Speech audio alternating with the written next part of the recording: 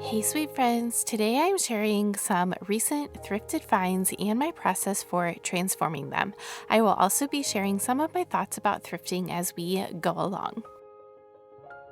My home is a collection of thrifted treasures, carefully curated over time. Creating a home with thrifted treasures is a process that takes a little bit of patience. I think I am so drawn to thrifting because I enjoy creating. I like to take something old, something that may have been forgotten, that no longer served someone else, and give it new life and a second chance in my home. I love to reimagine the use of something and how I can transform it by making a few small changes. Some days I enjoy just sitting down and painting, spending some time in the creative process.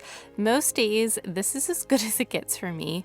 Messy bun, comfy sweats, and my paints.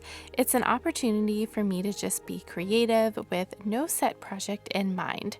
Sometimes that time is needed to reset. I think sometimes that it's really easy to get caught up in all of the projects that we have around our homes. So this is a reminder to take time to also do things that simply bring you joy.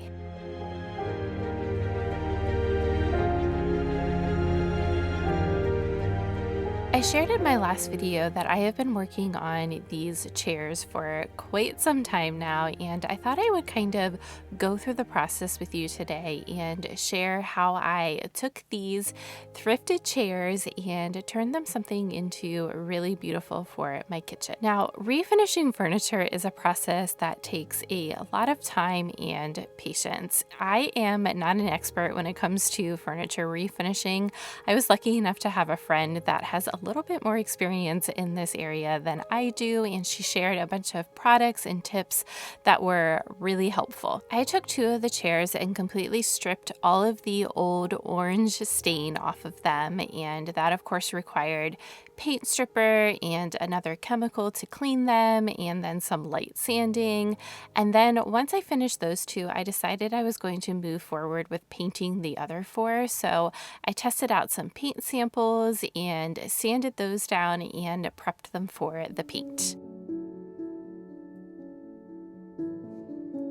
I eventually had to move this process into my basement because the weather turned so cold here in Maryland that it was just way too cold for me to be outside in the garage, and plus the paint has to cure at a certain temperature. So I ended up setting up a little area in my basement to work on the painting. I did have to prime these first so none of the orange stain showed through under the white paint, and then I went ahead and painted them all with a color called Snowbound by Sherwin, and I will list all of the products that I used in the description for you. Once that was finished, I went in and used a little bit of 220 grit sandpaper and gave a little bit of character back to the chairs by distressing them just a little bit. I still have one more chair that needs to be painted. Unfortunately, my youngest daughter got sick this past week and it just kind of set all of my projects back, but we will get there, so just one more.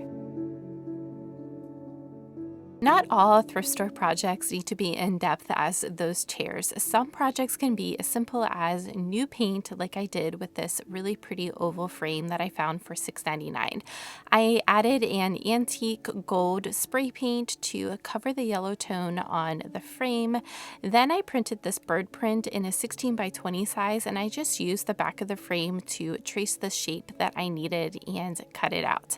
I added some Mod Podge, removed the glass from the frame to make it look a bit more like a painting.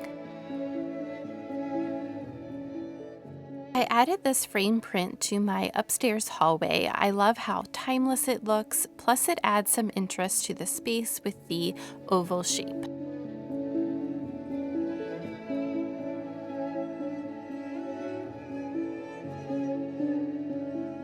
I thrifted a shelf a couple months ago and it has been waiting in the wings. I finally decided that I wanted to put it up in my bathroom. The shelf did need a small repair. It was missing the little wooden pegs, so I am painting some of those to match the same color that I painted the shelf. I was already going to be working on painting the pots of these little topiaries, so I thought I might as well go ahead and paint the pegs as well. I have been looking for topiaries for quite a while now, and I found these two for $4.99 each. I'm going to give them a bit of a makeover by painting the pot, and then I am adding in some dried baby's breath to the greenery just to make it look a bit more realistic. All I did was take some small sprigs of dried baby's breath and just stick them straight into the greenery.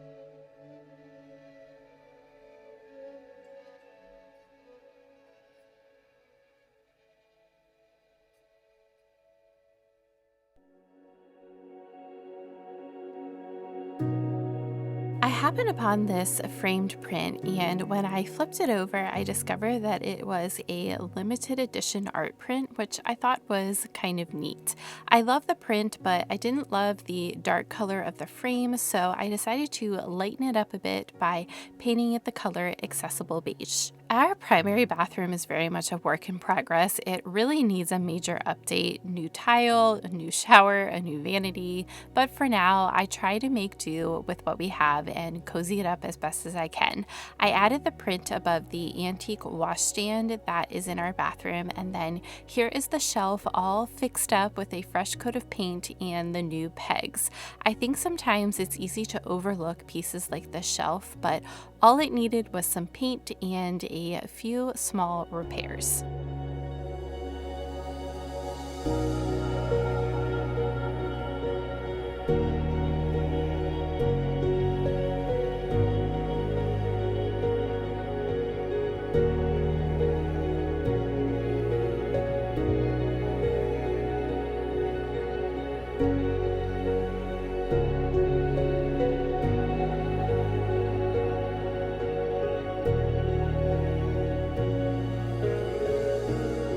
I fell in love with this heart-shaped wreath. It is perfect for the month of February, but I actually plan to leave this up year-round. I cut off all of the vines, and I do apologize. Somehow the footage of me actually going through the process of adding the dried baby's breath to the wreath, like you see here in this photo, totally disappeared. But all I did was cut little sprigs of the baby's breath and just tuck it into the vines of the wreath. Finally, I had just a few more finds that I wanted to share with you that didn't really need any kind of a makeover, and I thought that we could style those together. I believe these little pots were $2.99 each, and the heart-shaped basket was $3.99.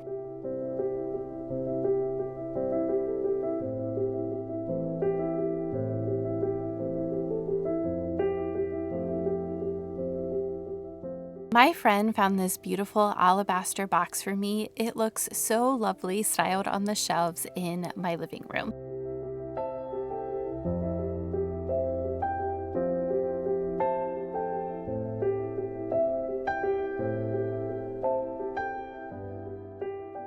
Plants always make me smile and bring me joy. I have been wanting to expand my little window herb garden in my kitchen.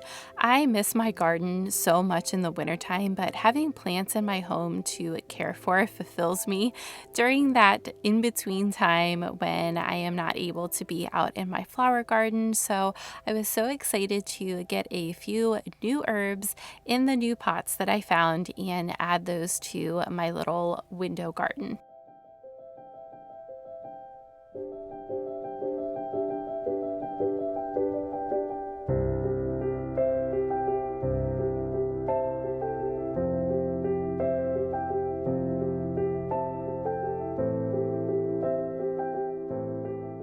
I like to use thrifted plates for my plants, but since this herb garden is for cooking, I made sure to select plates that said lead free.